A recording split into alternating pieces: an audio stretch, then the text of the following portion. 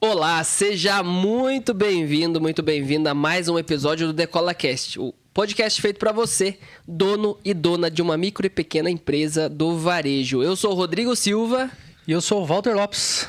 E aí, Walter, a gente gravou um podcast na semana retrasada e a gente deixou nos comentários, né? Se você quer mais conteúdos como esse, digita aqui embaixo. E a galera acabou mandando no Instagram, mandando no WhatsApp, que queria ouvir mais sobre esse assunto que é tão importante nas empresas. E a gente tá aqui para ajudar essa galera a dar o próximo passo. Pois é, cara, a gente testou a nossa audiência e tivemos o retorno, né? Agora a gente trouxe uma demanda pra gente resolver isso daí, falar um pouquinho mais sobre cultura organizacional, né? Sobre como começar isso daí. E eu tenho certeza que vai ajudar muito os donos de micro e pequenas lojas aí, principalmente do varejo, né? Mas antes de falar de cultura, cara, imaginava que fazia tanta diferença nas empresas, assim como fez na nossa?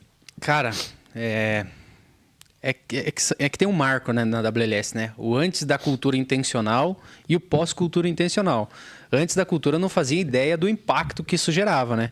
Tanto é que eu vim do varejo, trabalhei em lojas e a gente sempre ouvia falar sobre assuntos assim de você organizar, né? De você fazer análise SWOT, coisas que a gente aprende aí na faculdade, em curso técnico.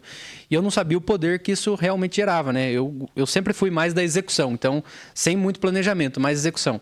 E a partir do momento que eu comecei a testar e ver que isso funciona, a gente começa a ver o poder que tem isso. Se a gente tivesse dado mais atenção para isso no começo, cara, imagino como a gente estaria hoje. Mas é engraçado, porque quando a gente vê isso na faculdade, a gente pensa que é um assunto para empresa grande, né? Quando a minha empresa crescer, eu faço. Quando as coisas funcionarem e forem maiores, eu vou prestar atenção nisso. Hoje não dá tempo. Exatamente. E com a gente aconteceu a mesma coisa, né? Sim, cara, é uma das principais barreiras, eu acho que os empresários têm hoje, né? De pensar pequeno, né? De pensar que para ele não funciona, ou então que o caso é muito específico. Sempre são essas duas vertentes, né? Ou é só para empresa grande, ou o caso dele é muito particular, que só ele no mundo tem isso que não funciona, né? Então eu acho que é as principais barreiras que a gente enfrenta quando a gente fala sobre cultura com a turma, né? E você falou sobre cultura intencional, cultura não intencional. A galera precisa entender o que isso significa. Bora falar sobre de uma forma mais simples, né? O não intencional, como o próprio nome diz, é quando você não tem a intenção de fazer o seu ambiente acontecer da forma que você quer. Então você chega para trabalhar, você conversa com seus funcionários, a sua empresa toca da forma que acontece. Você chega para trabalhar, trabalha e vai embora. Agora a cultura intencional não, é quando você quer implementar algo diferente. Aí você começa a mudar o seu comportamento e as suas atitudes para que o seu time entenda o que você quer. Então você tem a intenção, né, de definir os valores, de ter uma missão, de fazer com que o seu time colabore com isso, né? Um exemplo clássico, né? Você não acontece feedbacks na sua empresa, né? E você quer que aconteça. Então você começa a estimular o seu time a dar e receber feedbacks. Então você tem a intenção que isso aconteça. Não é a Deus dará, não está acontecendo porque aconteceu, né, por sorte. Não, você tem a intenção e está mudando, moldando os seus comportamentos, suas atitudes para que a empresa rode do jeito que você quer. Tá, a gente vai falar de feedback mais pra frente, mas pegando esse gancho, a galera dá feedback, né? Uhum. Só que a galera dá feedback sem saber o que é feedback, sem uma estrutura, sem um processo. E eu acho que o grande erro que nós cometemos e a maioria das outras empresas possivelmente também cometem é que as coisas acontecem, mas não tem clareza daquilo que está acontecendo. E a intenção vem justamente para resolver esse problema, né? Essa dor.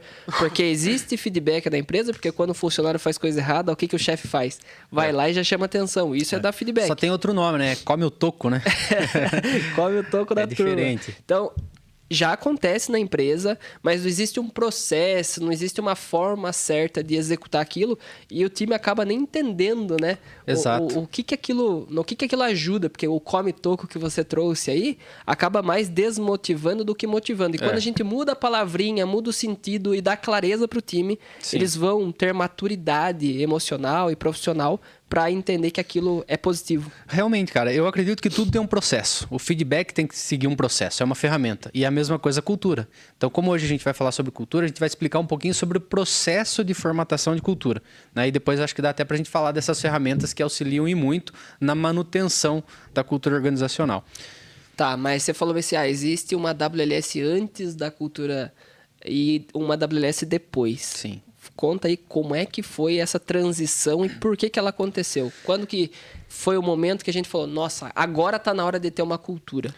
Cara, eu acho que a gente não tinha a intenção de formatar uma cultura, né? A gente sempre buscou conhecimento. Então, nenhum desses conhecimentos, nenhum desses cursos e mentorias que a gente participou, que a gente entendeu. Putz, tem um negocinho aqui chamado cultura organizacional, que é muito estratégico para a formatação, para contribuir com a liderança, né? Eu acredito que a cultura é a principal ferramenta de um líder. Principalmente quando você está no topo da sua organização, né? E quando a gente se deparou com isso, a gente entendeu, putz, né, a gente tem que trabalhar isso daqui. A gente tem que entender quem nós somos, quem nós queremos ser, né? Qual é a nossa missão, onde nós vamos chegar daqui a um prazo de 5, 10 anos. Então, quando a gente esbarrou nisso, que a gente começou a entender. E no caso da WLS, eu acho que foi um caso muito particular, né? Porque a gente sempre implementou uma cultura, mas não intencional, mas ela era positiva. Então, as atitudes que nós não concordávamos, nós já cortávamos, mas a gente não sabia que a gente estava formatando a nossa cultura mesmo sem intenção. Então, eu acho que no nosso caso até que foi fácil, né? O difícil foi a gente entender para onde a gente ia e como a gente ia chegar lá, né? O desenvolvimento das pessoas. Mas apesar de a gente achar que foi fácil hoje, eu me recordo que quando a gente documentou, porque o grande impacto vem através da documentação, da criação de processos, né? Sim. Apesar das coisas já acontecerem de uma forma, quando a gente documenta, quando a gente formata os processos dos setores e da empresa, existe um grande impacto na visão dos colaboradores, né? E eu me recordo que quando a gente falou, a partir de agora as coisas vão acontecer desse jeito. E já aconteciam, mas a gente documentou da forma que a gente gostaria que acontecesse e todo mundo ficou assustado. Sim. Poxa, e agora? O que vai acontecer? E provavelmente, o pessoal que está nos ouvindo, se eles quiserem implementar uma cultura, por mais que eles mantenham a base, a essência da empresa, haverá um impacto com o time, né? Sim. Porque as coisas vão mudar, apesar de manter as mesmas atribuições, as mesmas tarefas, mentalmente muda, né? Então, eu falei fácil, mas talvez eu me expressei um pouco errado, né? Porque quando você sai do não intencional para o intencional, querendo ou não, você tem um choque. O fácil é que a gente não teve que mudar muitas coisas, porque muito do que acontecia lá dentro já era atitudes que a gente gostaria de levar adiante, né? Então, acho que a gente já tinha valores muito bem definidos, por mais que a gente não sabia o que era isso, e não teve um choque tão grande, né? Por exemplo, tem muitas empresas que sofrem aí com fofocas, com intrigas, com briga entre funcionários, um time que não fala com o outro. E a gente sempre fez manutenção sobre isso. Mas a gente nunca deixou declarado, não quero que isso aconteça. Não, eram os nossos valores que estavam acontecendo dentro da empresa. Então a gente não teve uma mudança muito radical. O que a gente teve é que, a partir de agora, eu estou evidenciando aquilo que eu não quero. Então, tem uma certa dificuldade, tem uma barreira. O principal, talvez, é entender o que é a cultura, né? Como iniciar essa jornada, como documentar esse processo, que aí é um processo de reflexão longa, né?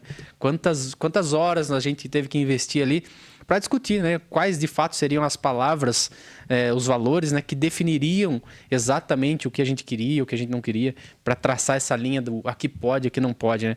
Então, fácil, mais no sentido de não vai mudar tanto, né? Tá condizente com aquilo que a gente acredita. Mas tem todo esse desafio de você colocar em prática e transformar isso em intencional, né? Sim, com certeza. E o objetivo desse episódio é justamente esse, né? Ajudar a nossa galera, a nossa audiência, você que está nos assistindo, a implementar a cultura na sua empresa. E, cara, como é que eles podem começar do zero? Na sua opinião, qual que é o primeiro passo para definir cultura? Claro que a gente ensina isso na mentoria, a gente faz junto com o mentorado, mas para quem não tem condição de participar da nossa mentoria, a gente vai abrir aqui o jogo, né? Falar como começar do zero, e eu queria que você falasse, na sua visão, hoje, eu quero implementar a cultura na minha empresa, por onde é que eu começo? Cara, eu acho que o primeiro passo, antes das pessoas que estão nos assistindo hoje, dar continuidade nesse episódio, é entender de fato o que é cultura, né? Então, é você formatar. Você mostrar para sua empresa, para sua equipe, é isso aqui que eu quero. Isso eu admito e isso eu não admito. E a partir do momento que você definiu isso, você tem que cortar o mal pela raiz. Então, se prepare, né? Se a pessoa quer definir uma cultura, ela vai ter que ter estômago para tomar algumas decisões difíceis. Então, se você hoje está nos assistindo aí e tá nessa vibe de, não, vou criar cultura, é legal, tô vendo que funciona, é estratégico, vai aumentar meu desempenho? Vai aumentar e vai dar todo esse resultado que eu tô falando. Mas você tem que estar preparado para cortar algumas raízes que não são tão legais aí. E isso pode envolver até o seu melhor colaborador. Então tem que ter estômago para tomar essas decisões também. E tem uma frase que define muito isso, né? Antes de melhorar, piora. Sim. Cara, não tem como fazer uma reforma na casa e não querer conviver com a poeira que vai fazer bagunça. Exatamente. E quando a gente faz uma mudança nessa magnitude, né, de cultura, que eu acho não, é o principal ponto que faz que define para onde a empresa vai, que define que tamanho que essa empresa vai ser, e parece ser uma coisa muito simples, mas na verdade é o que determina lá na frente qual que é o tamanho que essa empresa vai alcançar. Então, tem que ter estômago mesmo, porque vai ser preciso tomar decisões difíceis. Você já falou de demitir o melhor colaborador. Talvez o dono seja o problema, e aí é ter estômago para mudar o comportamento do dono, do sócio. E a gente sabe que isso é difícil, né? Porque quando você é proprietário de uma loja ou de uma empresa no geral, você quer que as coisas aconteçam do seu jeito e às vezes, para a empresa, aquele perfil não é o melhor. E como é que faz nesse caso? Então, até ia falar, né? Dei esse recado pro pessoal, mas é importante saber que tudo começa a partir do dono. Porque ele sempre foi o espelho e o reflexo da equipe, né? Para a equipe. E se ele define que alguns comportamentos não vão ser aceitos, ele tem que ser o primeiro a não praticar esse tipo de comportamento, esse tipo de atitude. Então, quando a gente falou que a gente passou lá em 2019, né? 2020, 18, 19, né? Por esse processo, teve uma autoanálise muito grande também, né? Porque a partir do momento que você vai definir uma cultura, você tem que saber, peraí, deixa eu ver se eu não pratico essas atitudes que eu não concordo.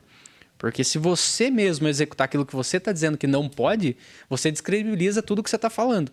Então, o papel precisa começar pelo dono. Então, se você que está nos assistindo aí acha que está sendo bonita essa conversa e quer implementar, comece entendendo se você não está atrapalhando sua empresa em relação aos comportamentos. Então, cuidado com isso, porque isso pode destruir sua cultura e virar o jogo ao contrário, né? Ao invés de te ajudar, vai te prejudicar e muito, porque é onde as pessoas vão apontar o dedo para você e vai falar, você não está falando isso? Por que você está fazendo? Então, você perde credibilidade. E um líder que perde a credibilidade deixa de ser um líder, né? E uma das coisas que eu me recordo é que quando a gente participou desse treinamento, dessa mentoria que a gente veio, nossa, tem que ter cultura. Uma das coisas que era latente em todos os sócios era temos que implementar rápido. E, na verdade, se você faz rápido, você faz cagada. Sim, vamos usar a palavra certa, faz cagada. Literalmente. E aí você tem que ficar alterando sua cultura. E aí já morre a credibilidade que o Walter acabou de trazer, né? Então é importantíssimo que esse processo seja reflexivo, que seja validado, que seja analisado mais profundamente possível, né?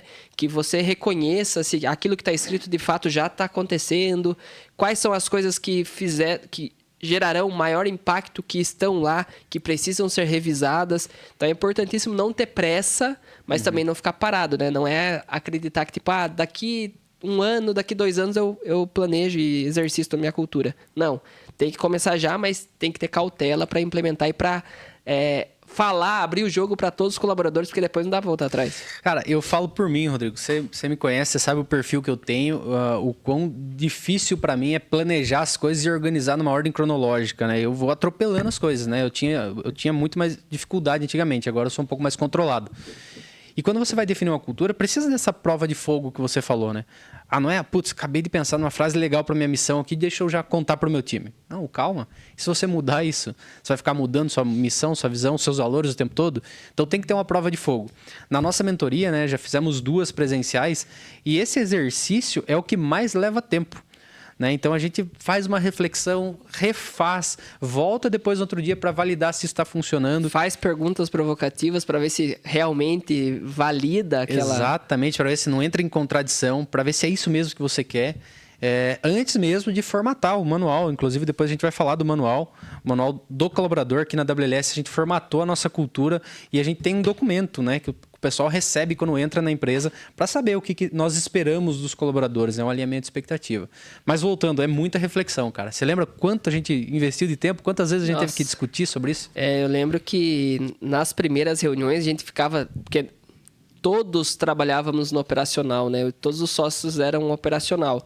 Então a gente definiu a nossa cultura pós-expediente. Então já estava todo mundo cansado, mas não tem o que fazer, né? Quando a gente decide que vai implementar algo, precisa ser feito, né? Sim. E eu lembro que a gente ficava no escritório até 9, 10, meia-noite, só E era muito cansativo. Às vezes a gente queria responder as coisas de forma rápida só para tirar da frente. Sim. Porque quando a gente vai definir a cultura, a gente precisa responder muitas perguntas. Sim. E essas perguntas, elas passam pela prova de fogo que o Walter falou várias vezes, né? Quando você acha que está pronto, tem uma pergunta que quebra com aquela definição que você escolheu e você volta no zero. Sim. Então é importantíssimo investir tempo nisso.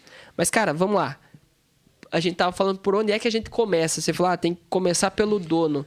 Mas, estruturalmente falando, qual que é o primeiro passo para definir cultura? Qual que é a clareza que o dono tem que ter? Cara, só um ponto importante. A gente começou a falar sobre cultura quando a nossa empresa ela já tinha receita o suficiente, né, para se manter em pé, já tinha alguns colaboradores. Então, não é porque você está começando a empresa agora que, na minha visão, você já tem que começar com uma cultura definida. Acho que o primeiro passo é a sua empresa estar de pé. E a partir do momento que ela está de pé e você quer aumentar o crescimento, quer aumentar o desempenho, quer começar a sair do operacional, é importante você começar em cultura. Então, se tem alguém que está começando aqui, é até importante a gente falar. Talvez o momento não seja para essa pessoa, né? Primeiro pensa se o seu negócio está de pé, se você já consegue dar os próximos passos e começar a pensar numa escala maior, ou tem alguns colaboradores para você ir delegando algumas tarefas. Mas o primeiro passo é você saber qual é a situação atual, né? Acho que a reflexão é essa. Quem é minha empresa, né? O que ela traz de benefícios? Que produto eu vendo? Quem é meu público ideal? Eu acho que é responder essas perguntas. Você lembra muito bem como é que foi o nosso começo lá, pensando em cultura? Primeiro que a gente sempre foi... Como eu sou formado em administração, o Walter também tem formação acadêmica, a gente sempre começou... desde o primeiro dia a gente já tinha missão, visão e valores. Só que o primeiro passo que a gente teve foi rever, né? E reescrever qual era a nossa missão, visão e valores, porque quando a gente foi definir lá na primeira vez, sem conhecimento nenhum, totalmente superficial, a gente inclusive foi em vários sites, olhou para a missão de outras empresas, achou legal, achou bonito e criou a nossa baseado naquilo que a gente viu de outras empresas. Sim. Outras empresas que eram grandes, renomadas, a gente falou, putz, se é a missão dessa empresa, faz sentido ser a missão, visão e valores da minha. E é um erro comum, que a maioria das pessoas talvez cometam também. Quem quer ter missão, visão e valores, né? E eu lembro que o primeiro passo que a gente deu foi estressar a nossa missão, visão e valores. E foi redefinir tudo, né? Porque era muito artificial, era Ctrl+C, Ctrl+V literalmente. E não representava muito aquilo que a gente pensava como pessoa, né? Uhum. Porque a empresa ela é uma extensão dos sócios. Então, a empresa acredita naquilo que o fundador acredita. Pelo menos no princípio, né? No início. Toda empresa acredita naquilo que o dono acredita. Sim. Porque é uma extensão. Então, a gente acabou definindo a nossa missão, visão e valores baseado nos concorrentes ou em outras empresas e a gente precisou rever. Só que para definir isso de novo com outros sócios, já não era mais eu e o Walter definindo a missão, visão e valores. A gente tinha outros 2 sócios que tinham outra visão, outra missão de vida e outros valores pessoais. Então, o primeiro passo foi a gente escolher, numa lista de mais de 100 opções, quais eram as palavras que representavam os sócios. Não sei se você vai lembrar. Sim. E aí, cada um escolhia 10 palavras, né, que representavam. Por exemplo, eu escolhi minhas 10, o Walter escolheu as 10, o Vinícius e o André escolheram outras 10. E aí, o que a gente começou a ver? Quais eram as coisas que tinham em comum. Sim. E aí, a gente começou a definir. Mas talvez a turma que está nos assistindo não tenha sócios. Então, o que é importante, né? Quando vai definir os valores, principalmente, é ver uma lista. Claro que não precisa ser daquela lista, mas para direcionar você, para você entender o que você sente quando você lê uma palavra ou uma frase, se representa você ou não. Então, para valores é isso. Para a missão, está muito ligado a por que o nosso produto existe, por que a nossa empresa existe, né? Mas é muito difícil. Eu acho que a missão, talvez, dos 3, é o mais difícil de se definir. Sim. E eu lembro que quando a gente começou a discutir, várias vezes a gente mudou. Inclusive, quando a gente refez o nosso manual de cultura, a gente mudou a nossa missão. Mas por que mudou a nossa missão? Porque mudou o tamanho do sonho. Sim. Né? Não mudou a essência da missão, mas mudou a nossa missão. O Walter falou, não dá para você ficar mudando toda hora. E de fato não dá. desde que você não tenha alcançado aquilo que você já planejou. Depois que você alcançou, você mira em algo maior, né? Eu acho que foi por aí que a gente começou. Não sei se você se recorda de algo a mais. Então, e uma coisa importante, né, que você falou sobre você buscar a missão, visão, valores de concorrentes, pegar uma frase bonita, às vezes até colocar na parede do escritório ou da loja, né? E não é bem por aí. A missão, eu costumo dizer que quando você lê essa frase, você tem que enxergar essa empresa. Então, ela tem que definir de fato o que você é. E os seus concorrentes, às vezes, estão num mercado parecido, fazem algo parecido, mas você tem uma essência que é só sua.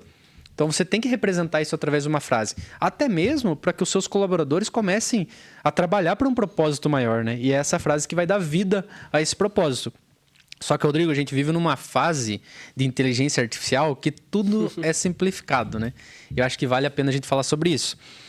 Por mais que seja estressante, né? No sentido de dar muito trabalho, você refletir, porque não é fácil, é uma pergunta muito aberta. Né? A gente gosta de responder perguntas fechadas, é muito mais fácil sim ou não. A sua decisão ali para responder é muito mais rápida. Agora, quando você tem uma pergunta que você tem que falar sobre ela, você tem que buscar uma resposta talvez interior do porquê você decidiu empreender, do porquê esse tipo de empresa, porquê esse tipo de produto, porquê esse tipo de cliente, porquê esse layout de loja, porquê esse formato de negócio, é que você vai representar de fato a sua história, a sua jornada, o motivo pelo qual você está abrindo esse CNPJ, né, ou exercendo essa função. Então, é importante não buscar essas soluções rápidas como um chat GPT, porque ele pode te ajudar na criatividade de expressar a sua ideia, mas não de definir a sua cultura por você. Porque quem é o chat para saber a sua história, o que você sente, né, o seu propósito? Né? Por mais que você desenhe e exercite ali, ele vai te ajudar sim na parte criativa para você expressar o que você já sabe, mas não para definir por você. Né? Não existe essa história de acessar o chat GPT e criar uma missão para uma empresa que vende roupas para o público tal. Ele vai criar 1 milhão, mas isso vai representar a sua essência? Então, talvez é um auxílio, mas não pode ser definitivo. Né? E sobre o que você falou dos valores, né? Se a galera quiser, a gente pode até mandar esse modelo com os valores, né? Para ajudar a contextualizar melhor sobre isso. Né? Só o pessoal comentar nesse vídeo que a gente manda. E isso nos ajudou. Então, a gente viu 100 tipos de valores diferentes, completamente distintos, e a gente fez esse processo. Né? Se tem sócio, faz em conjunto. Eu acho que essa parte de cultura, se tem mais pessoas envolvidas na sociedade, né, na cabeça da empresa, é importante que todos estejam participando. Porque é a definição de como as coisas vão funcionar daqui para frente. Já pensou se eu defino uma coisa e você não está sabendo?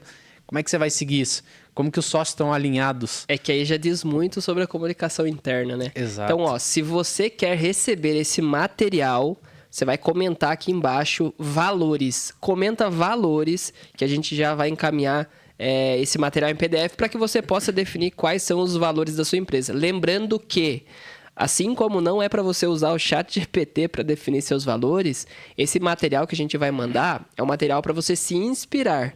Não necessariamente você tem que escolher palavras ou os valores que estão nesse modelo, mas ele vai nortear você para aquilo que faz sentido para o seu negócio, né? E, cara, você falou sobre se tem sócio, você precisa sentar e conversar. E quando você não tem sócio, é muito mais fácil você definir coisas, porque é só a sua visão, só a sua forma de pensar, são seus comportamentos. E aqui a gente penou um pouquinho, porque, por exemplo, nós dois já temos divergência de visão de mundo, de como fazer as coisas acontecerem, mas não era só eu e o Walter, era eu, o Walter, Vinícius e o André. Eram 4 pessoas com perfis totalmente diferentes. Quais foram os desafios que você se recorda que a gente teve para chegar nesse manual que é hoje? Então, Rodrigo, eu acho que assim, por mais que a gente tinha perfis completamente diferentes, visões de mundo completamente diferentes, eu acho que a gente tinha uma qualidade muito positiva, que era sempre o pensamento do crescimento da empresa. Então, a gente sempre pensou no que fazer para aumentar faturamento, para ajudar os nossos clientes, de fato, a simplificar a gestão das empresas, né? Que hoje é a nossa missão. Então, como a gente estava alinhado num propósito, as visões diferentes contribuíram até para a criatividade de você entender, putz, onde eu posso chegar com isso tudo, né? Porque a minha visão de tempo, ou para onde a gente poderia chegar, era limitada. Agora, quando tem pessoas com competências complementares, né, a gente consegue sonhar até mais alto. E isso, na minha opinião, ajudou bastante. Eu não sei se você viu alguma dificuldade em relação a isso, fora essa... Porque eu acho que a gente compartilha disso, né, de usar, né, perfis diferentes para aumentar, né, a criatividade ou a troca de ideias. Eu vejo que ao mesmo tempo que é algo que deixa um pouco mais difícil a tomada de decisão, porque precisa passar por mais pessoas, ela complementa muito, né? Porque nós temos a nossa visão limitada também. Às vezes a gente imagina que dá para chegar do ponto A ao B, mas o outro está enxergando que a gente consegue chegar no ponto Sim. C, D, E, F, enfim. Sim. Muito mais para frente. Eu acho que isso contribui muito. Se fosse sozinho, seria muito mais rápido, mas eu não acho que teria profundidade, né, nas reflexões. Né? A qualidade do material, a qualidade do manual, acho que seria bem inferior. A chance da gente trocar depois de missão, falar, putz, me equivoquei, esqueci desse ponto. Ixi, eu sou bom nisso, cara. Então. Eu mudo de ideia facinho. Eu não tenho problema em mudar de ideia, mas já pensou se só eu crio o manual? É um manual hoje, já estaríamos na versão 200. Então, isso é um problema, né? Então, a troca, ela tira os pontos ocultos de várias decisões, de várias reflexões. Porque é muito fácil você olhar para o ponto A e focar no ponto A. Mas ao redor do ponto A tem outras variações ali que você tem que tomar muito cuidado, né? E outra, você não vai enxergar todas as possibilidades. Então, é importante a gente ter uma troca de ideias, um brainstorm ali, onde cada um joga um pouquinho da criatividade que tem para a gente sonhar um pouco mais alto. E sonhar alto é importante, né? Claro que você não vai jogar o impossível, né? Apesar que, eu não sei se você lembra, no começo da sociedade a gente sempre sonhou absurdamente alto. Que tinha vezes que eu até pensava, putz, tô falando isso, mas... será mesmo que a gente vai conseguir? Nem eu acredito, né? Entendeu? Daí eu às vezes duvidava. Talvez você duvidava. O legal foi que você não falou pra mim, nem eu pra você, e nós dois fingia que acreditava. E chegamos. Chegamos, né? Onde a gente nem imaginava. Exato. Então... Eu não sei se você lembra, no começo, até fugindo um pouquinho do assunto, mas o meu sonho particular era ter 250 clientes. Né? Talvez esse era o meu maior sonho quando eu era sozinho e que a gente começou a sociedade. Falei, nossa, se a gente conseguir 250 clientes, estou aposentado só da manutenção e tá tudo certo. E 100 clientes no primeiro ano, depois 200, 300, foi crescendo a ponto de, putz, agora já estamos em 1.500, eu falo, não, 3.000 agora, pouco, né? É pouco.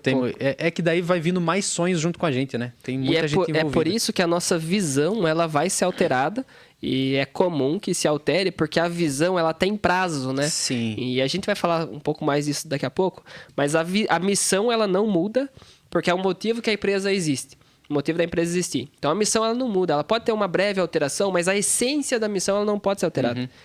Pelo menos não deveria ser alterada. A não ser que hoje você vende roupa, amanhã você muda para loja de imóveis, daqui a pouco você tem uma serraria. Exatamente. Aí não tem como manter. Não tem como manter a mesma visão. Mas aí a sua missão pode ser servir o público em geral. Aí não vai mudar. Então, a missão... tecnicamente não se altera. A visão se altera, porque, por exemplo, a nossa visão, quando a gente começou, era alcançar 250 clientes. Sim. No estado de São Paulo. Hoje Sim. a gente atende o Brasil inteiro. Uhum. Então já mudou a nossa É que muitas coisas vão contribuindo, né? Porque, por exemplo, quando você começou a vender o sistema, a gente vendia sistema ainda. Hoje não é nem o método CPF. A gente nem acreditava que a gente poderia impactar empresas do jeito que a gente impacta hoje. A gente acreditava que a gente tinha um sistema. Então isso limitava muito o nosso poder de crescimento. E quando você começou a vender, era totalmente diferente de hoje. Mas por quê? Porque a gente ainda não conhecia a realidade da forma de vender também pode mudar, né? Sim. E talvez a gente entender que a gente tem uma missão, uma visão, ela nos impulsiona para buscar alternativas de como alcançar esse objetivo, né? Exatamente. A visão ela serve para ampliar a visão do sócio. Exato. É justamente isso. É um olhar do futuro, né? Já que a gente entrou em visão, é realmente a gente olhar para o futuro. Só que esse olhar para o futuro tem que ser com frases do presente. Exatamente. O que significa isso? Significa você desenhar, escrever aquilo que você vai conquistar, mas como se já estivesse vivendo isso. Então, por exemplo, minha meta é ter 2.000 clientes. Tenho 2.000 clientes em 2030, por exemplo. Então, é você trazer essa frase para o presente, porque é algo que você tem que acreditar. É essa frase que você vai vender para o seu time, que você vai quebrar a cabeça para pensar em formas de alcançar. Porque também não adianta você desenhar algo porque você quer, mas não desenhar a estratégia, né? Então, por isso que a definição de cultura vem antes do planejamento estratégico. E só abrindo um parênteses rápido, né? Não que a gente vai se aprofundar nesse assunto. Mas muita gente quer saber como crescer. Mas antes tem um pilarzinho fundamental, né? Que é a estrutura de tudo. Quem eu sou, para onde eu vou e como eu vou chegar lá. Porque a gente pode pegar como base isso que o Walter está trazendo, porque eu tenho um exemplo, eu tenho uma loja de roupa e eu tenho lá 5 colaboradores. Só que eu quero ter uma franquia e eu quero franquear a minha loja, eu quero ter 1000 lojas, mas eu tenho uma loja com 5 colaboradores. E essa uma loja que eu tenho, as coisas acontecem sem intencionalidade, acontece no acaso. Eu não sei como que eu bato meta, porque eu não tenho estratégia. Eu não sei como é que eu contrato, porque eu dei sorte de contratar pessoas boas para vender. Então, dificilmente você vai ter uma cultura de crescimento se você não formatar essa cultura na loja 1. Só dá para crescer depois de estar formatado, né? Só dá para ter o segundo colaborador depois que o primeiro entrar e você ensinar esse primeiro. Exatamente. E as pessoas acabam querendo crescer de uma forma muito acelerada e atropelar o processo. E é uma forma de você se cobrar também, né? Porque pense, vamos nesse exemplo de loja de roupa. O cara lá, o dono da loja, definiu que ele quer ter uma franquia até 2030. 5 anos ele quer ter uma rede de franquias já, né? Quer transformar a loja dele numa franquia. A partir do momento que ele vendeu isso, cara, ele tem que correr atrás. Né? Pô, você falou pra todo mundo, você tá falando pra todo mundo, você tá jogando pro universo que você quer ter franquia. Tá, mas que atitude você tá tendo pra garantir que você vai ter uma franquia? Porque você tem que formatar esse processo. Você vai ter que pensar, tá, como que vai ser o layout, qual a estrutura, né, o organograma da empresa, quem vai liderar isso, quem vai liderar aquilo, quem vai tomar conta do marketing, quem vai buscar clientes para fazer essa franquia. Então você já tem que desenhar nesse processo. É uma forma de você já sair da zona de conforto e pensar, né, em planejar aquilo que você vai ter que fazer acontecer, porque vai chegar 2030 e você tem que ter isso. Né? Você não pode colocar uma missão e não correr atrás da missão, ela tem que impulsionar as suas atitudes de hoje para que lá na frente você desfrute do que você desenhou. E o legal da cultura organizacional é que ela dá vida para o seu quadro de colaboradores, né? Ela faz eles com que eles sonhem junto com você. E por isso que não pode ser mentiroso. Sim. Por isso que não pode ser futurista apenas. Sim. E as ações, como o Walter trouxe, elas têm que acontecer hoje. Então, se eu quero ter uma rede de lojas, eu preciso mostrar para as pessoas que estão comigo que é possível crescer e elas precisam ver que eu, como dono de loja, estou fazendo o meu papel, a minha parte, para que elas também cresçam. Sim. Então, eu estou desenvolvendo meu time, eu estou treinando, eu estou capacitando, eu estou pintando a loja, mantendo a loja em estado de inauguração, porque a gente sempre fala, né, que a loja ela tem que ser como se fosse uma inauguração todo dia. Tem que estar limpa, organizada, cheirosa, pessoal com uniforme. Mas daí o dono não dá uniforme pro time. Sim. O dono chega depois do horário, dá a chave para outra pessoa abrir a loja. O dono vai viajar 3, 4, 5 vezes por ano. Sim. O time não vai acreditar. Tem muito empresário aí falando que tá difícil contratar, que tá difícil segurar o colaborador no emprego, que eles trocam muito de trabalho. Mas o que tá sendo feito para eles acreditarem num propósito? Porque, beleza, a empresa é sua. O que você vai propor para o seu colaborador ficar com você? Em troca do quê? O que ele pode... Qual o crescimento que ele tem dentro da sua empresa? Um guia de cultura define tudo isso. Né? Porque você está dando uma visão de longo prazo onde ele está incluído. Se ele está ali, ele vai fazer parte. Claro que, durante todo o período, ele tem que contribuir com você. E é muito mais prazeroso, né? E eu garanto que o colaborador vai desempenhar um papel muito melhor sabendo que ele tem oportunidades lá na frente.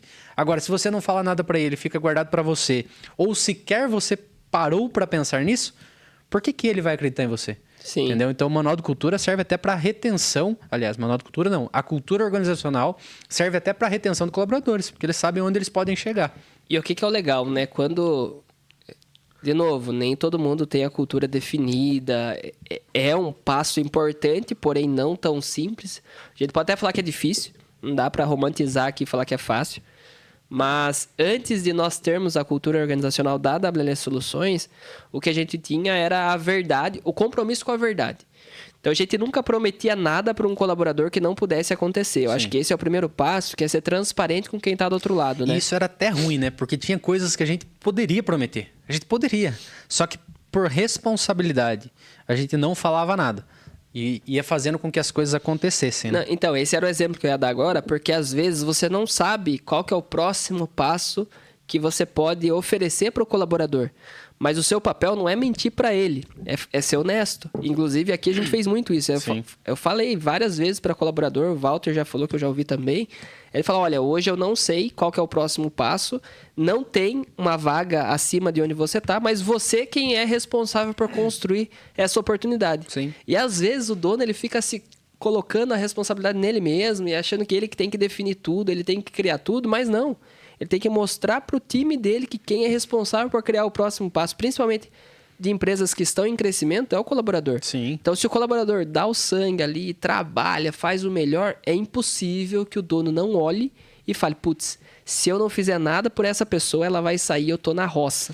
Então, precisa se virar. Cara, eu como dono de um negócio, né, eu posso falar para você que nós, como sócios, a gente se preocupa muito com o crescimento do nosso time. Então, a gente quer propor responsabilidades maiores, a gente quer crescer a empresa para dar mais oportunidades, para contratar mais pessoas, e a gente faz bem o nosso papel.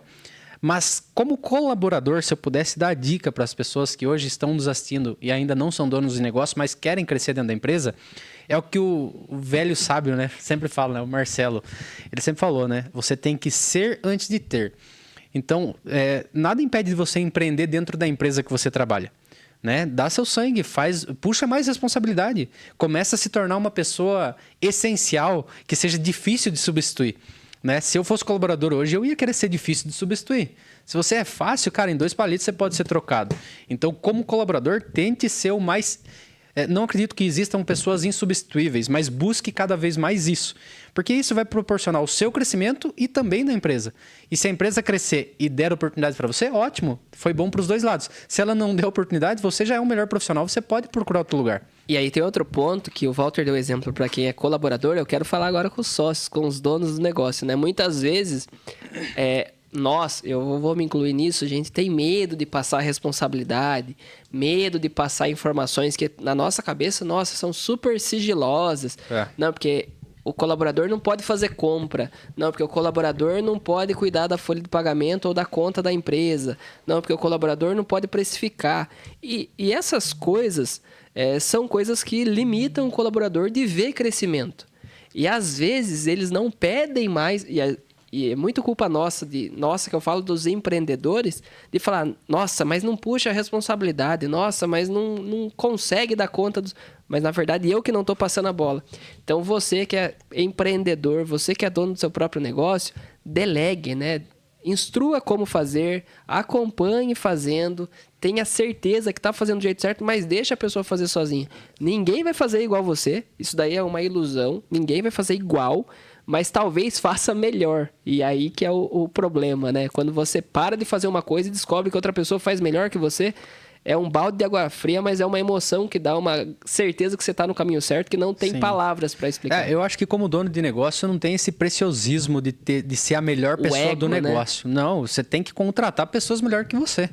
A parada é essa, né? Se você quer, a não ser que você queira trabalhar pro resto da sua vida, aí beleza, faz você sozinho, não contrata ninguém. Agora, se você quer tornar uma empresa que vai ter uma gestão eficiente e até sem a sua presença, que é o cenário, eu acho que mais otimista, para que você possa investir em outros negócios também, possa, sei lá, desfrutar um pouco disso, né? Você tem que encontrar pessoas melhores que você. Só que no começo, é como o Rodrigo falou, você vai ter que ir delegando aos poucos, e conforme você vai vendo que a pessoa está puxando responsabilidade, porque eu acho que isso é uma corda de 2 lados, né? Você cede de um lado, a pessoa tem que puxar de outro. Você vai dando mais liberdade, mais autonomia, e, claro, tudo com responsabilidade. Aquilo que você acha que é muito sigiloso, vai aos pouquinhos. Coloca um termo de sigilo, confiabilidade, né? Vai usando métodos, meios, ferramentas para que você consiga delegando isso. Porque não é possível que empresas multinacionais tenham empresas que tem colaboradores que fazem tudo isso sem o dono precisar ficar dando cheque em despesa de 10, 20 reais. Pô, não faz sentido, né, cara? Então, você vai delegando essas responsabilidades, vai criando uma hierarquia ali dentro, né? No caso do financeiro, que talvez é o que pega mais para muitos empresários, delega despesas de até 100 reais, depois até 200, 100, sei lá. Vai delegando aos poucos e depois você delega com mais responsabilidade. Deixa um ponto de controle na sua mão, talvez, né? Se você não confia tanto. Mas você tem que ter pessoas de confiança também, né? É que se não é de confiança, tem que mandar embora e contratar outra, né? Comportamentos. Mas, cara, você falou de uma palavra que eu quero puxar como gancho aqui, você falou de hierarquia. E aí eu acho que entra o próximo passo da nossa conversa aqui, porque quando a gente está falando de cultura, e principalmente quando a gente está falando de promover pessoas, dar oportunidades e que o time consiga enxergar crescimento, eu acho que a gente está falando de organograma. Sim. E você lembra como é difícil criar organograma? Porque eu me recordo muito bem que quando a gente foi criar organograma, a gente tinha que olhar quantas funções nós, como sócios, exercíamos, porque o Rodrigo ele era vendedor, o Rodrigo ele dava suporte, o Walter dava suporte, o Walter desenvolvia, o Walter cuidava do financeiro, o Rodrigo tinha que ir em cliente, daqui a pouco o Rodrigo tinha que apagar incêndio, ou os outros sócios, mesma coisa. E eu me recordo que CS, né, de pós-venda, enfim, são várias atribuições para uma pessoa só e é super normal. Talvez quem está nos assistindo trabalha sozinho ou tem um colaborador, deve fazer financeiro, deve fazer compras, contas a pagar, contas a receber, vender, receber, cobrar, enfim, estoque, limpeza, comprar, coisa em mercado, faz tudo. E quando a gente vai fazer o nosso organograma, a gente tem que olhar para quantos chapéus a gente está vestindo, só que a gente tem que já pensar que esse chapéu tem que ir para outra pessoa. E eu lembro que pra gente foi bem difícil olhar dessa forma, porque a gente olhava o organograma de um jeito muito simplista, né? Sim. Você lembra como é que foi definido? Olha só que interessante, né? Às vezes a gente tá falando hoje com um dono de loja que tem, sei lá, 4 funcionários. Só que o número de funções que ele tem lá dentro, de cargos, às vezes é mais que 10, né? E as pessoas falam, putz, por que eu vou desenhar? Minha equipe é enxuta aqui, tá tudo certo, tá tudo funcionando. Eu tenho que pensar no próximo passo, no que eu tenho que fazer para crescer e tudo mais. E olha como isso é uma pedra fundamental para o crescimento. Que é como se você olhasse de cima, né? Em cima de um prédio, olhando para baixo ali, e você pensa em todas as funções que tem na sua empresa. Então tem o dono, tem o gerente, tem o supervisor, tem o vendedor, e vai desenhando essa hierarquia e sabendo quantas funções tem. No nosso caso, a gente desenhou, sei lá, umas 20 funções, uns 20 cargos, e a gente conseguiu se enxergar em várias dessas caixinhas. E aí que a gente entendeu, puxa vida, olha o que consome o meu tempo. Eu cuido do financeiro, no caso um dono de loja, eu cuido do marketing, eu cuido da cobrança, eu faço abertura do crediário, eu abro a loja, né? E tem o vendedor para vender. Então, com essa visão, olha que interessante, cara. Com essa visão, você consegue saber o que toma mais o seu tempo e qual é a próxima pessoa que você tem que contratar. E junto disso, só um parênteses, o que toma mais o tempo e que gera menos valor para o negócio. Exatamente. Então, você como dono de negócio, você tem que pegar o seu salário e dividir por 30 para você saber quanto custa o seu dia. Depois você divide por 8 para você saber quanto custa a sua hora. E aí você vai começar a ver que tem coisas que você está fazendo que era muito mais barato você delegar.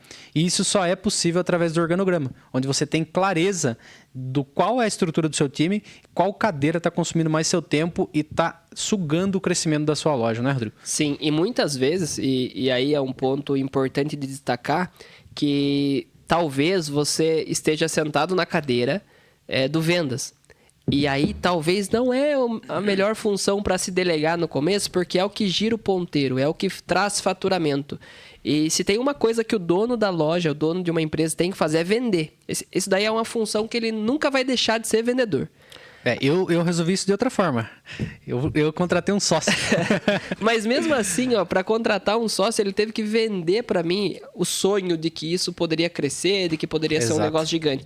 E hoje a gente continua vendendo. Sim. Apesar de eu, Rodrigo, não estar na posição de vendedor com o cliente, a gente vende todos os dias para o nosso time, a gente vende as ideias, a gente vende o planejamento, a gente vende várias coisas. Sim. Então, essa posição de vendedor talvez seja a última que você vai delegar. E às vezes você se apega tanto no financeiro, no controle de despesa, ali nas notinhas que você tem que lançar no sistema, que você esquece de focar naquilo que gira o ponteiro, que gera resultado. Sim. Então, você tem que, assim como o Walter falou, dividir por 30, dividir por 8, olhar para qual que é o chapéu, qual que é a cadeira, né, que está tomando mais seu tempo, mas olhar qual que é o valor que aquela cadeira está gerando. Sim. Se está gerando pouco valor, você delega. Se é vendas e está gerando muito valor, não tem ninguém hoje que faça melhor que você. Primeiro ponto, você tem que contratar uma pessoa que faz melhor. Sim. Mas eu sei que não é fácil, porque eu, Rodrigo, demorei bastante tempo para achar. Hoje, graças a Deus, qualquer um que está lá no vendas é melhor que eu. Mas assim, você precisa entender qual que é a cadeira que gira menos o ponteiro e delegar. delegar para outra pessoa. Só não pode ser leviano ao ponto de só se livrar da tarefa, né? Pô, se você tá livrando seu tempo, campeão, vai lá buscar girar o ponteiro. Né? Se o seu ponteiro que precisa ser girado é vendas, vai vender então. Você larga essa cadeira para assumir uma que vai dar mais tração pro seu negócio, né? É que muitas vezes a gente só quer se livrar da tarefa e ficar mais de boa. Eu sou dono, Exato. agora que eu passei aqui o financeiro pro Walter, agora dá tempo de eu ir na praia. Agora eu posso sair 4 horas da loja. Sim. Agora eu posso tirar 3 horas de almoço. Sim. Agora eu consigo ir viajar com a esposa, com os filhos. Não. Aí você tá olhando pro ângulo errado. Lembrando que a cada 10 empresas que abrem, 6 fecham as portas nos primeiros 5 anos de vida. E sabe por quê? Por falta de gestão. Então, se a cadeira que está ocupando mais o seu tempo é gestão e você vai largar ela sem alguém com responsabilidade para fazer algo que não vai ser lucrativo, que vai girar o ponteiro da sua empresa, não está na hora de você largar dessa cadeira ainda. Exatamente. E mesmo que você delegue para outra pessoa, o verbo do líder é conferir, né? Exatamente. Não é confiar. Não é delargar, né? Então, é que a gente pode usar outro verbo aqui, que é conferir e não confiar. Exato. Né? Porque tem muita gente que fala, mas eu confiei em fulano que ia fazer do jeito... É não. até tomar uma.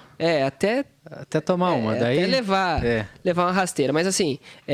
Por que tem que conferir? Porque por mais que a pessoa saiba fazer bem feito, por mais que a pessoa faça melhor que você tem que olhar como ela está fazendo. Porque se você não olhar, cai qualidade. Sim. Então tem que conferir, né? Não é confiar, não. Show de bola, Rodrigo. Cara, a gente falou de missão, visão, valores. Eu gostaria só de deixar uma definição clara sobre isso, né? Missão é por que você existe, visão onde você quer chegar e os valores é quem você quer que esteja do seu lado nessa jornada. Então é realmente traçar uma linha de comportamentos daquilo que você aceita e não aceita e boatos que isso serve para contratação também, né? Exatamente, porque quando, só reforçando aqui, né, o Walter falou que os valores é para definir quem vai estar do seu lado. Por que ele falou dessa forma? Porque as pessoas precisam seguir alguns comportamentos que estão condizentes com seus valores.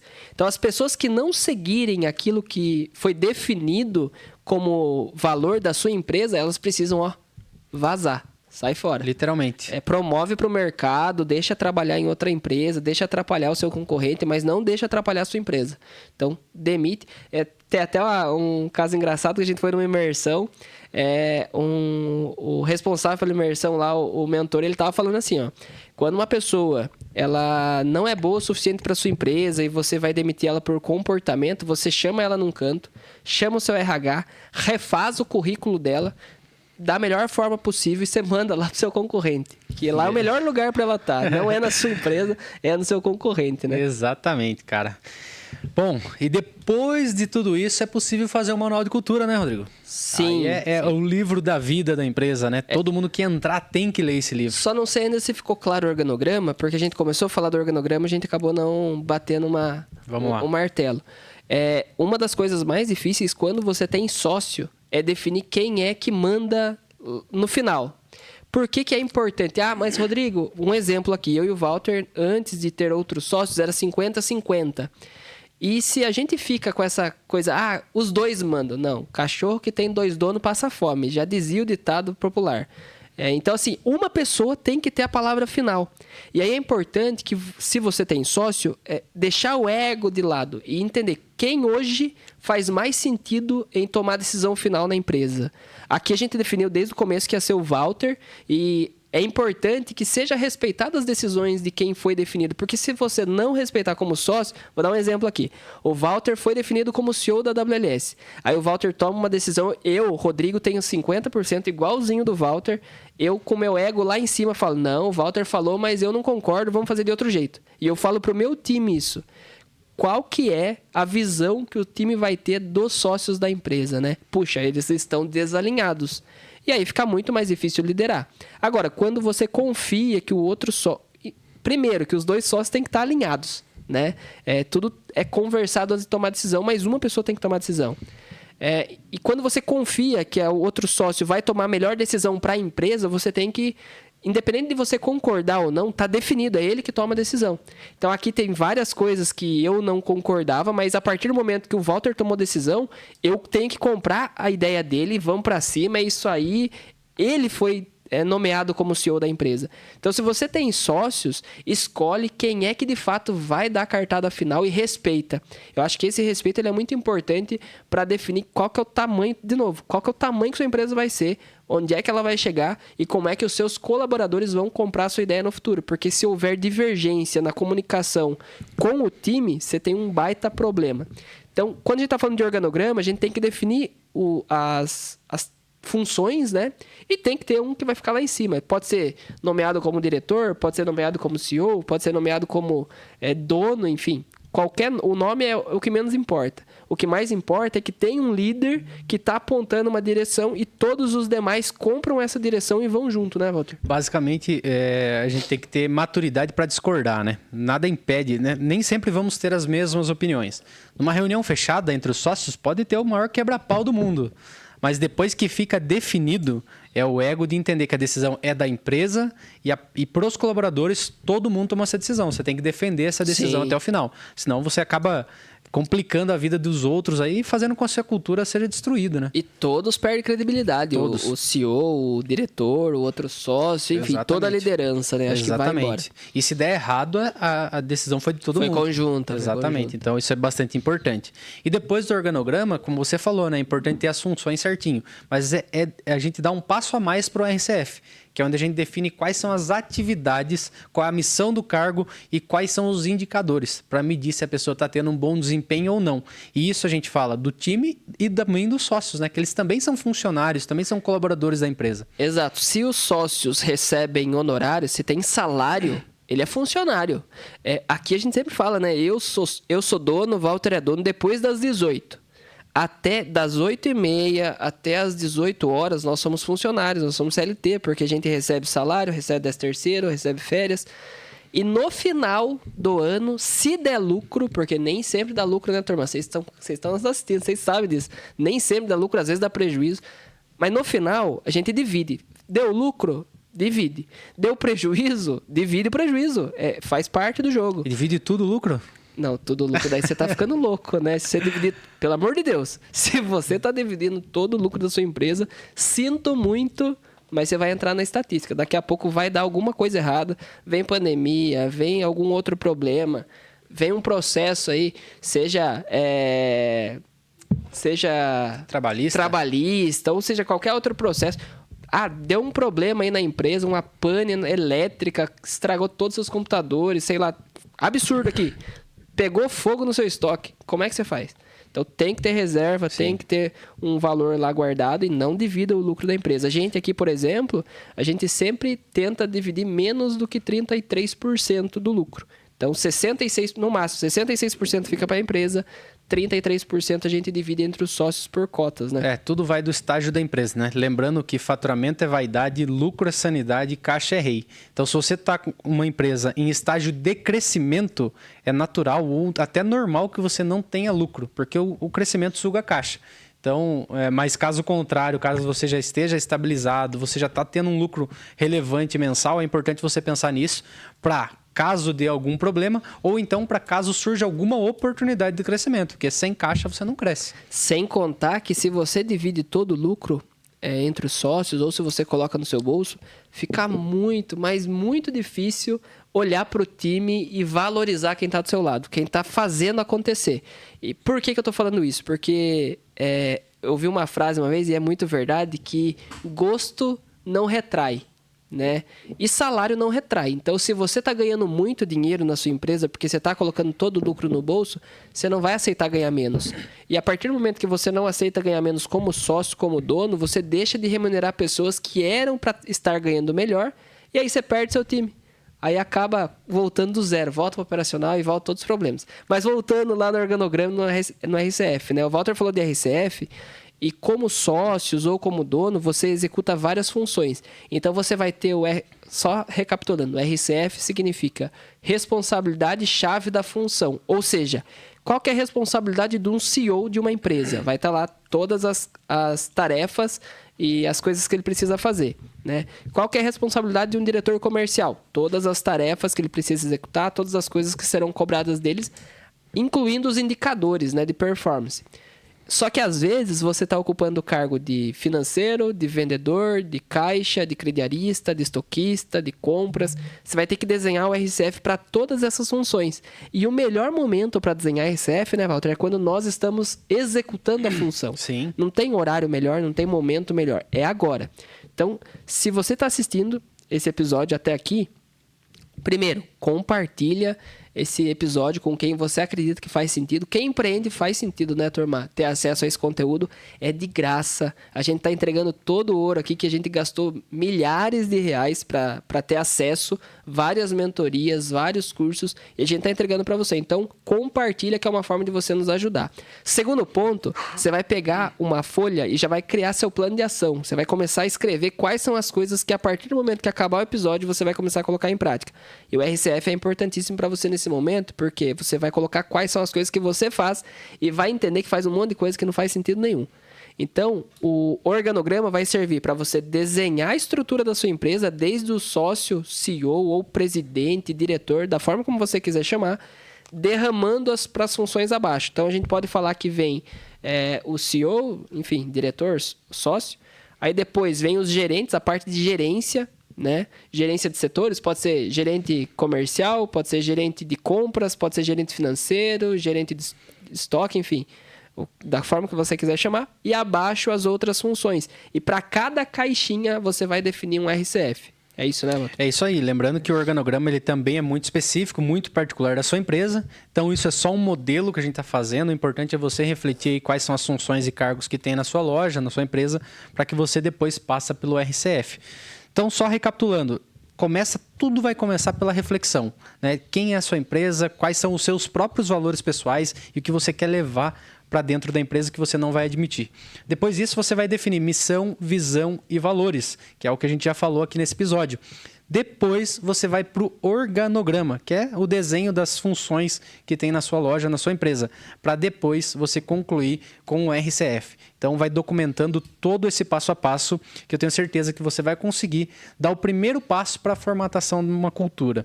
Só que não esqueça, não é um processo do dia para a noite. Você não vai começar isso hoje e terminar amanhã ou semana que vem. É um processo contínuo que nós aqui, desde 2000... Eu ia falar 1999. Desde 2019 até hoje, nós temos um trabalho intencional de cultura. E sabe quando que vai acabar? Nunca. Né? É um trabalho que a gente precisa exercer. Então, se você é o dono ou o sócio, a partir do momento que você define uma cultura, você passa a ser o guardião dessa cultura. E o que significa isso? Você é o cara que vai monitorar se as pessoas estão vivendo a sua cultura. Porque se elas não estiverem, já sabe, feedback, advertência ou até, em último caso, uma demissão para que as coisas continuem da forma como você desenhou, da forma como você quer, para aumentar o desempenho e os resultados da sua empresa.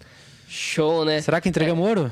Eu acho que por hoje dá pra gente finalizar por aqui, porque a gente vai ter outros episódios. Primeiro, né? Continua escrevendo se você tem interesse em novos episódios. A gente quer fazer uma série falando sobre cultura, né, Walter? Sim. Então, hoje a gente começou falando sobre esses temas que o Walter acabou de pontuar, mas a ideia é entregar tudo para que você possa, de fato, ter uma cultura bem declarada aí na sua organização.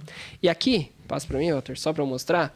Aqui vocês podem ver o nosso manual de cultura e o que é legal, né? A gente mostra o que nós queremos até nos desenhos que representam a nossa empresa. A gente sempre falou que, desde quando a gente começou a usar muito foguete, começou a usar muito voa, né? Voa time. Então, a gente sempre acreditou que o céu é o limite. Então, a gente... Nada melhor de representar o nosso crescimento, o nosso sonho, do que um astronauta, porque ele está além das nuvens, né? Então, a gente precisa entender para onde é que a gente está indo e direcionar todas as forças, seja visual, seja escrita, seja áudio, seja vídeo, e principalmente no dia a dia. Então, aqui no escritório, a gente pensou em redesenhar todas as paredes aqui possíveis, né? Representando a nossa visão, aquilo que a gente quer alcançar. E eu acho que é dessa forma que você tem que representar o seu sonho, a sua energia e entregar tudo isso para os seus colaboradores, porque é isso que faz com que todo mundo esteja na mesma página. Bom, Valtão, eu acho que por hoje é só. Vamos deixar a galera um pouco curiosa para que no próximo episódio você que assistiu também esteja aqui com a gente. É isso? É isso, cara. Bora então? Vamos ficando por aqui. Bora decolar. Valeu, tchau, tchau. É.